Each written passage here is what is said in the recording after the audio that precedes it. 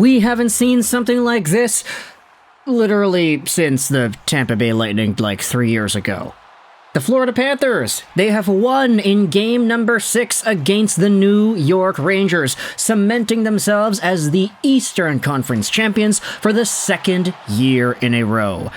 You know what, man? I got a feeling about this Florida Panthers team, whether it is Dallas or it is Edmonton. Something is going on in Florida, and it's not just the championships that the Tampa Bay Lightning walked away with. Florida was the better team here. And in Game 6, they end up taking a 2-1 victory. The only goals are scored by Sam Bennett. You had yourselves Vladimir Tarasenko. And you have, on the other side, the Artemi Panarin show. Still coming out on Broadway, but only for a one-time showing. It's a limited production, and they just had their final show about 20 minutes ago or so. Big shout out over to my guy Oliver Ekman-Larsson too, because that guy, oh my goodness, he went from Vancouver Canucks buyout to a top pairing defenseman in Florida because Aaron Ekblad and I'm pretty sure Montour as well were injured to start out the year. OEL was such a beast, had all these points on the power play, was a top pairing guy, and then the rest of the defense core healthied themselves up. Oliver Ekman-Larsson no longer a number 1 guy, but he's still been very good. The rest of the D-core on Florida, very good. And the biggest question I'd say for a lot of Rangers fans after this game is, what the hell happened? Not because the Florida Panthers did anything extraordinary amazing to win, but because, Artemi Panarin, he had the goal, but wow, this Rangers team, eh? You know how they say, no quit in New York? Okay, maybe there's some quit in New York. Maybe, just a little bit. Not to dance on the grave of the New York Rangers so much. They did get themselves the President's Trophy. They were the top team in the NHL. They did look dominant in their first 2 playoff series, but in this one against Florida, I don't know what it is, man. They just stopped showing up. We had talked about this yesterday. Mika Zibanejad, I'm sorry, but that guy has not looked himself the past little while. You could say the same thing about Breadman. Panarin had himself a pretty rough go during this season as well. Or not season, series, excuse me. His season was fine. 100-point guy. He was totally okay. Chris Kreider only scored a limited amount as well. A lot of Rangers got shut down in this game, and you have to ask yourself, is this because the Florida Panthers just played a style that was able to clog them up and not allow the Rangers to do what the Rangers wanted to do? Or is this just the same story repeating over again? New York going far, making the 3rd round even, but then disappointing when the games matter the most and losing before getting themselves a chance at the Stanley Cup Finals. All the parallels to 1994 and Marc Messier, they gotta come back and they gotta do this, etc., etc. So many parallels, oddly enough, but it doesn't come to fruition here. The Florida Panthers, they take the dub, and as they ever so excitingly wait, stalking their prey on the Western Conference, Edmonton versus Dallas, you have to go out there and ask, all right, is it going to be a Connor McDavid versus Alexander Barkov matchup? Is it going to be the Dallas Stars coming back and forcing themselves a Game 7 and winning? What do the Florida Panthers have to prepare for? 2 different teams, 2 different styles. Honestly, if there's a team that's going to be able to shut down the high-flying offense of Edmonton, especially when that high-flying offense is on, like they have been the past few days here, it could be the Florida Panthers. Who knows? Would it not be interesting to have the Stanley Cup hoisted by a Florida team for, what is that, 3 times in 5 years? 2 Tampa wins, a Colorado win, a Vegas win, and then maybe Florida? Who really knows?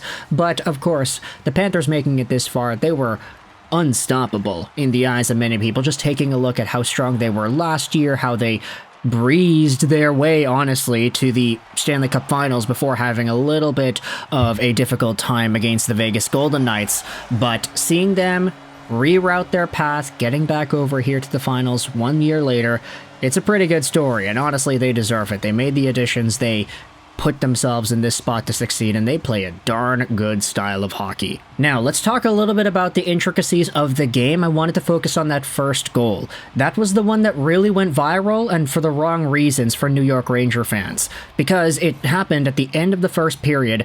The Rangers send the puck out to the neutral zone, and the Panthers quickly come back in. Bennett crosses the blue line. Jacob Trouba completely takes himself out of the play. Bennett to Rodriguez, back to Bennett into the middle, the one-timer, top cheese. Beautiful snipe.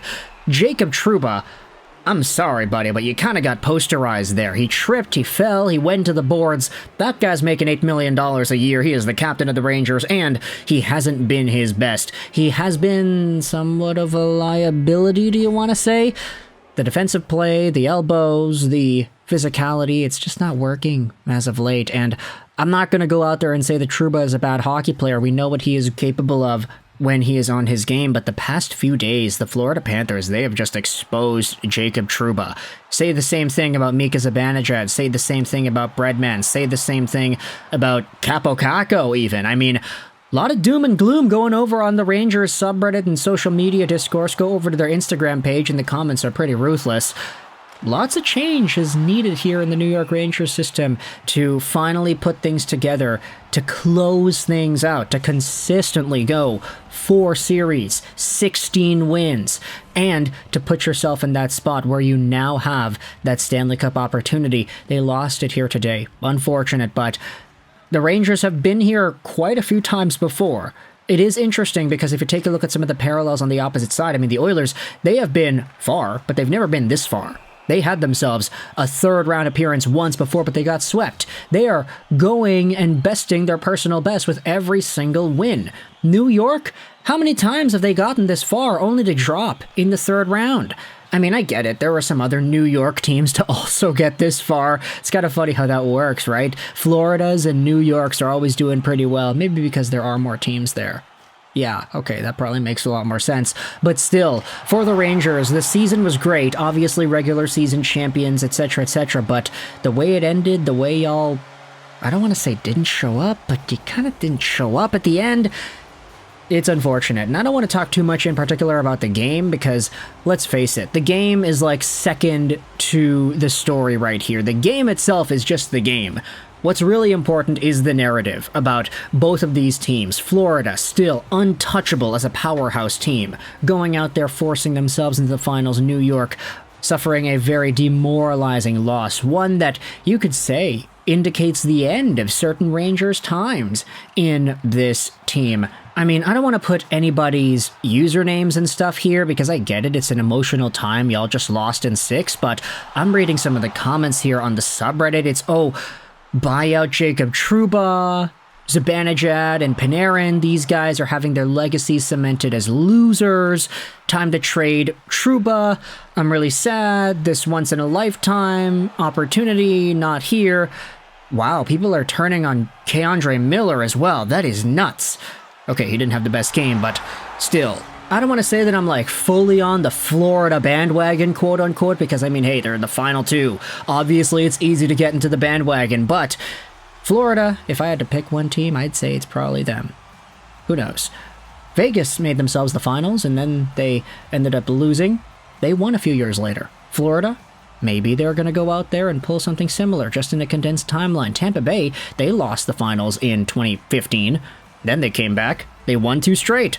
How crazy is that? Teams that are good have cup contending windows that extend for a while, and they normally make the finals twice.